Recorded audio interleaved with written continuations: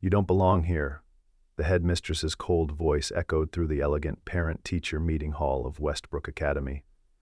Jack Thompson stood frozen in his faded security guard uniform, calloused hands at his sides, painfully aware of how out of place he looked among designer suits and evening gowns.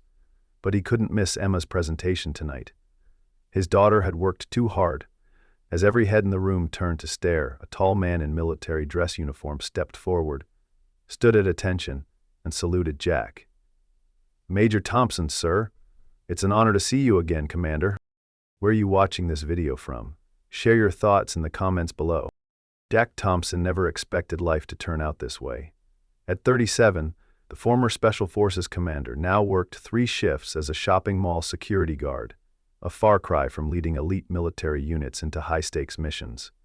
His weathered face and tired eyes told the story of a man who had seen too much, both on the battlefield and in the cruel twists of civilian life. 4 years ago, his wife Marie died in a car accident, leaving him alone to raise their 8-year-old daughter Emma. The double weight of PTSD from his military service and the sudden loss of his wife had nearly broken him. There were dark months when he could barely function, when the nightmares and panic attacks made him question whether he could be the father Emma deserved.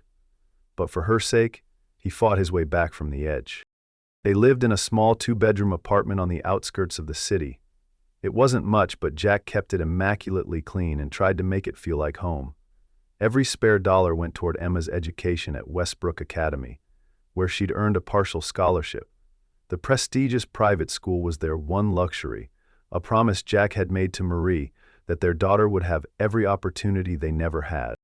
"We're Thompsons, kid, and Thompsons don't quit," he would remind Emma whenever things got tough. It became their family motto, spoken over cheap dinners and during late-night homework sessions. Emma was 12 now, a brilliant student with an aptitude for math and science that amazed her teachers. She'd grown up too fast after losing her mother, learning to prepare breakfast for her dad when he worked night shifts and packing her own lunches. Though she pretended to be strong, Jack sometimes caught her staring at old family photos or drawing pictures of what their family used to be: Mom, Dad, and her together. At school, Emma quietly endured the occasional taunts about her secondhand uniforms and inability to join classmates on expensive field trips. She never complained to her father, knowing how hard he worked to keep her there. Her dream was to become a doctor, to save people like Mom, she'd tell Jack with determination beyond her years. Meanwhile, across town in a sleek penthouse office, Catherine Chin was in the middle of another 16-hour workday. At 35, she was the youngest CEO of Medinova, a cutting-edge medical technology company valued at billions. The daughter of Asian-American tycoon David Chin, Catherine had built her own success beyond her father's considerable shadow. Few knew that behind her polished exterior and business acumen lay a profound loneliness. Divorced for 2 years from Richard, a high-profile attorney who had wanted a trophy wife rather than an equal partner, Catherine threw herself into work to fill the void. A car accident had left her unable to have children, a painful reality she rarely discussed. Her family, particularly her mother, frequently reminded her that all her success meant nothing without a family of her own. Catherine had lost her father when she was 15. He had been a decorated military officer who died during a hostage rescue mission.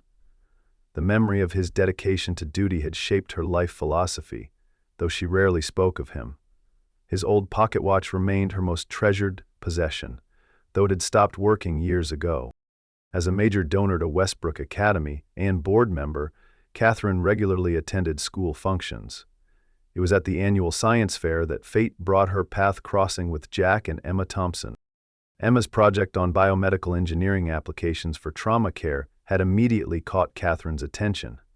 The sophistication of the 12-year-old's work was remarkable, especially her design for improved field medical equipment that could help stabilize patients during transport. "What inspired this project?" Catherine had asked, genuinely impressed. "My mom died because they couldn't stabilize her in time after her accident," Emma explained with quiet dignity. "I want to make sure that doesn't happen to anyone else's mom." Before Catherine could respond, Emma suddenly paled and collapsed. She had been staying up late for weeks to perfect her project, while battling a flu she'd hidden from her father. Jack, working security at the event to save on transportation costs and be near his daughter, rushed over immediately. Together, Jack and Catherine carried Emma to the school infirmary. It was during that tense wait that Catherine realized who Jack was. "You were Commander Thompson of the 33rd Special Operations Unit," she said suddenly, her voice barely above a whisper. Jack's eyes narrowed. "How would you know that?" "My father was Colonel David Chin.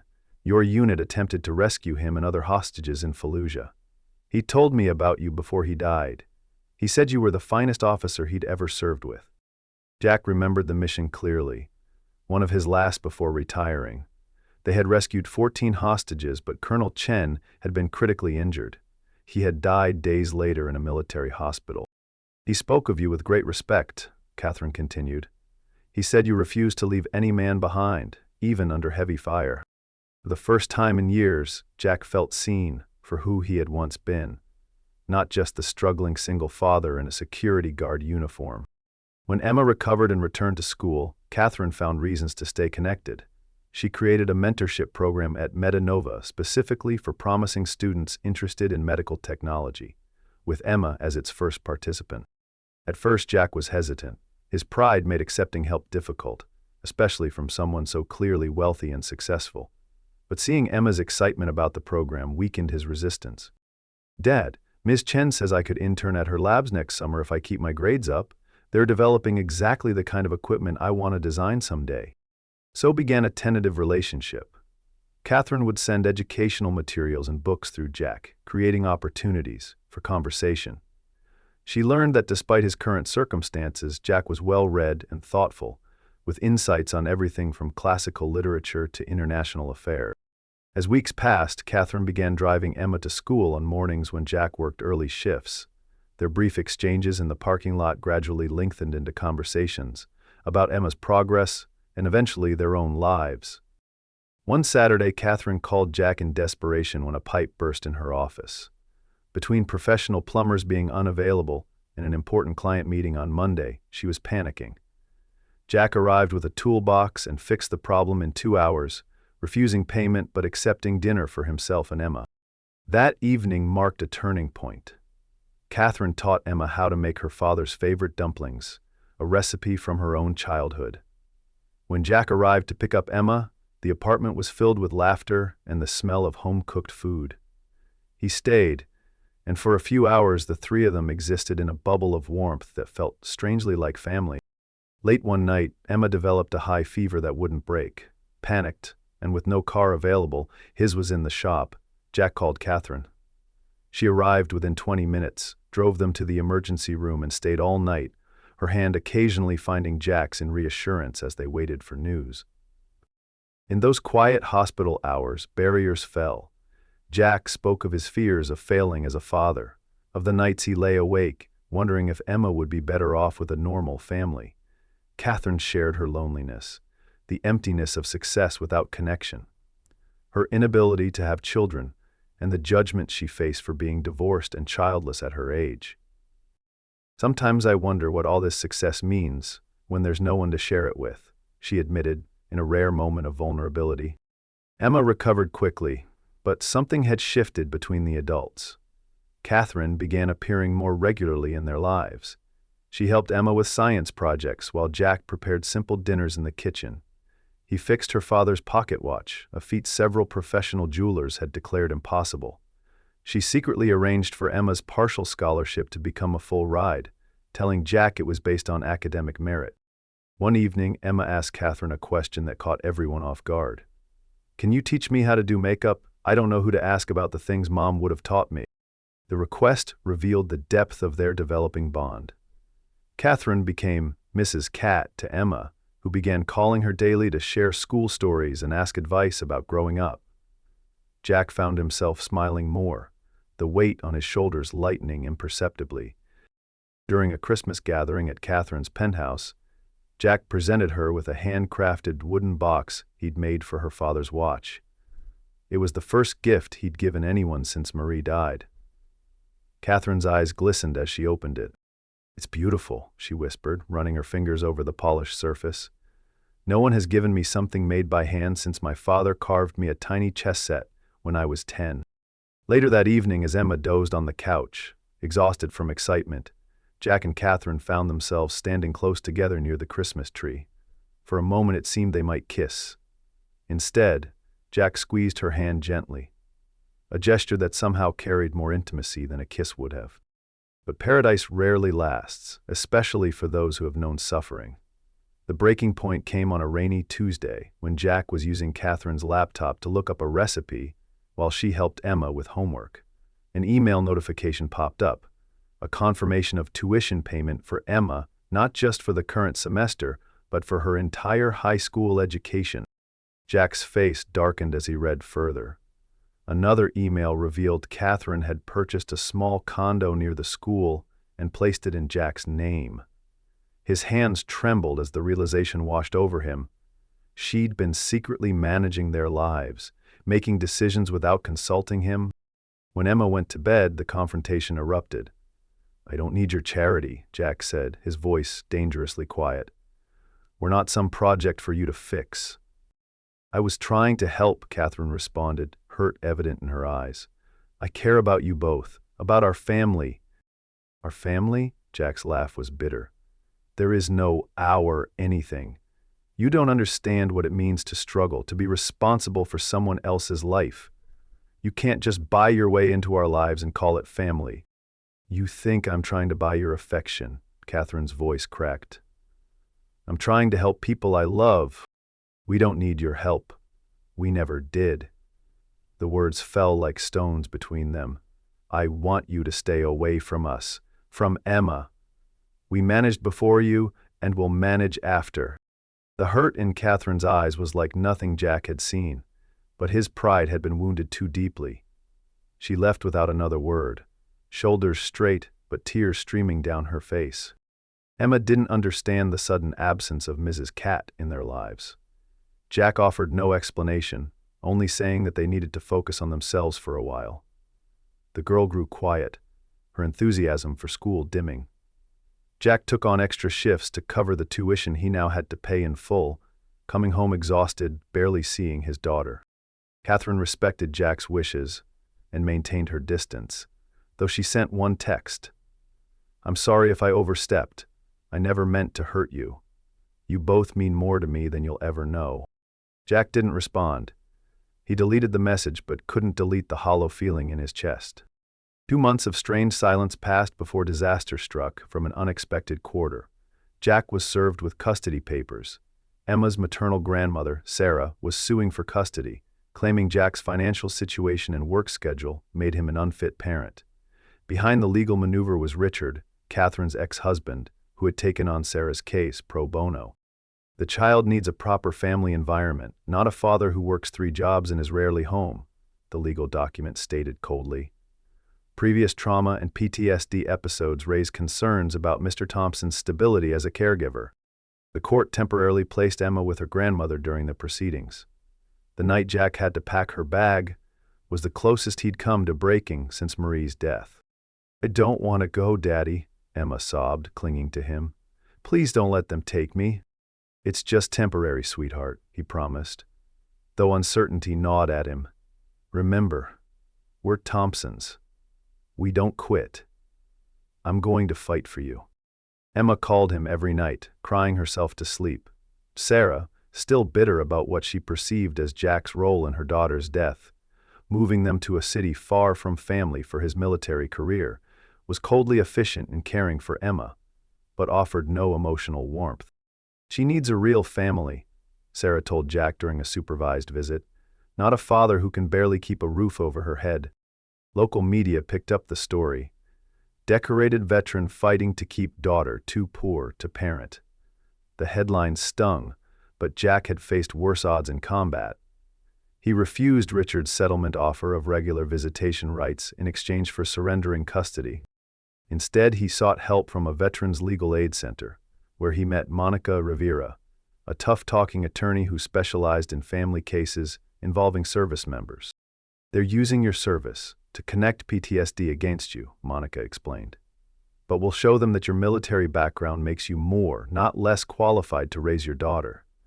You've been through worse and come out standing.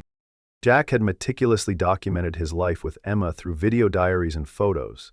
Initially started as a way to preserve memories of their life for Emma after he'd noticed his own father's memory fading with age. Now, these became evidence of their strong bond and his competent parenting. On the day of the hearing, Jack sat ramrod straight in his best suit, the one he'd worn to Marie's funeral. Sarah arrived with Richard, both looking confident. Emma, seated between court-appointed guardians, kept her eyes fixed on her father. Richard presented a devastating case, calling witnesses who testified about Jack's long work hours, modest living conditions, and Emma's occasional fatigue at school. Emma's teacher reluctantly admitted that the girl sometimes wore worn uniforms and had been caught napping in class.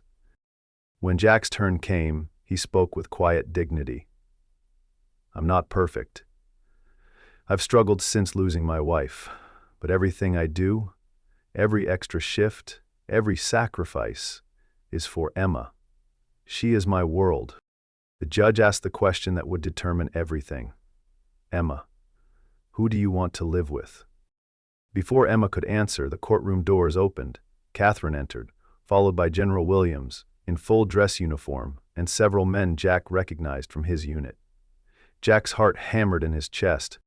"Your Honor," Catherine addressed the court, "I request permission to speak as a character witness for Major Thompson." The judge, surprised by the interruption, allowed it after Richard's objections were overruled. General Williams spoke first. "I commanded the battalion where Major Thompson served with extraordinary distinction. In his last mission, he saved 14 hostages, including Catherine Chen's father, at great personal risk. He received the Silver Star for valor, though few know this because Jack Thompson never boasts about his achievement." Catherine stepped forward. "Your Honor, I'm not here out of charity. I'm here to partially repay a debt that can never be fully repaid, my father's life." Her voice was clear and steady. "Jack Thompson is the finest man I've ever known. He's taught me that family isn't something you buy with money or position. It's something you build with love and sacrifice." She produced documentation showing Jack's PTSD had been successfully managed for years, along with testimony from Emma's doctors about his exceptional care during her illnesses. Then came the bombshell. "Furthermore, Your Honor, I believe there are ulterior motives at play. Richard Harrington, my ex-husband, recently approached Mininova's board seeking contracts that would save his firm from bankruptcy. When rejected, he coincidentally took on this case pro bono. I believe this is retaliation, using a child's welfare as leverage in a business dispute." Richard's face drained of color as Catherine presented emails proving her allegations. The courtroom murmured in shock. When Emma was finally allowed to speak, her words were simple but powerful. "I don't want to live in a big house if my dad isn't there. He's the only real family I have." General Williams stepped forward again, standing at attention before Jack. "This is my commander," he said firmly, "a man who would sacrifice everything for those under his care. If that doesn't qualify him as a father, I don't know what does." The most unexpected moment came when Sarah slowly approached Jack. Tears streaming down her face, she embraced him awkwardly. "Marie would be proud of you," she whispered. "I was wrong. I'm sorry." Emma ran to them both, and after a moment's hesitation, Sarah extended her arm to include Catherine in their circle. Richard slipped out of the courtroom. His scheme unraveled. The judge's decision was swift. Emma would return home with Jack immediately, with support services provided to help the family. Sarah would have regular visitation rights, a bridge of reconciliation neither had expected. Outside the courthouse under a clearing sky, Jack approached Catherine for the first time in months. "Why did you do that?" "After the way I treated you." Catherine's smile was sad. "Because some things matter more than pride. Some people matter more." They parted without promises, the future uncertain, but not without hope. Life gradually found a new rhythm. Jack and Emma returned to their apartment, but with a different spirit. Sarah visited regularly, slowly rebuilding her relationship with both of them. Catherine maintained a respectful distance, sending only a brief congratulatory text. Emma, however, wasn't content with the status quo. 2 weeks after returning home, she approached her father. "Dad, can I call Miss Cat? I miss her." Jack hesitated, then nodded. "I think that would be okay." Through General Williams' recommendation, Jack was offered a position as security training consultant at Metanova, a job that utilized his military expertise and offered better hours and pay. Though initially reluctant to accept anything connected to Catherine, he recognized the opportunity was based on merit, not charity. Their first meeting after the court case was awkward but sincere. They sat in a quiet corner of a coffee shop, both searching for the right words. "I should have explained instead of just doing things," Catherine admitted. "I'm used to making decisions unilaterally. It's a flaw." "And I let pride blind me," Jack responded. "I couldn't see past my own insecurities to recognize genuine care. I'm sorry." They agreed to move forward slowly, rebuilding trust one step at a time. Emma was overjoyed when Catherine joined them for dinner the following week, the first of many such evenings. Jack refused Catherine's offer to move into the condo she had purchased, preferring to maintain his independence, but he accepted the full scholarship for Emma after learning it truly was merit-based. Catherine had only expedited the approval process. Catherine became a regular presence again, but there was a new carefulness between the adults, a gentle testing of boundaries. Emma watched them with hopeful eyes, sensing the unspoken current between them. One Saturday, Jack helped Catherine restore her father's old house, a place she hadn't visited since his death. As they worked side by side, stripping old wallpaper and repairing broken fixtures, the barriers between them continued to fall. "This is the first place that's felt like home since he died," Catherine confessed, looking around at their handiwork. "Thank you for helping me reclaim it." Emma, who had been painting a bookshelf nearby, pretended not to notice when her father reached for Catherine's hand, or the way they lingered in the touch longer than necessary. For Thanksgiving, Sarah surprised everyone by inviting Catherine to join their family dinner. "Any friend of Jack and Emma's is welcome at my table," she said with genuine warmth. The healing had begun to extend beyond their immediate circle. The most telling moment came when Jack gave Catherine a small velvet box containing his mother's silver ring. "This isn't a proposal," he clarified quickly. "It's something else. My mother wanted this given to the woman who mattered most in her son's life. She'd want you to have it." Catherine wore it on a chain around her neck, close to her heart. A year after the custody battle, the three took a weekend trip to Blue Ridge Lake, a place Jack and Marie had visited often before her death. As the sun began to set over the water, Emma asked the question they'd all been circling. "Are we a family yet, Dad?" Jack looked at Catherine, their eyes meeting in a gaze laden with unspoken promises. "Family isn't something you announce, sweetheart. It's something you feel in your heart." Emma smiled, satisfied with the answer. She reached out, taking both their hands in hers as they watched the sunset paint the sky in brilliant oranges and purples. Catherine's head eventually found its way to Jack's shoulder, and for the first time since losing Marie, the future looked not just bearable, but beautiful. If this healing journey touched your heart, please like, share, and subscribe to our channel for more stories that restore faith in humanity and family bonds. What do you think should happen next? Could Jack and Catherine truly become the complete family Emma deserves?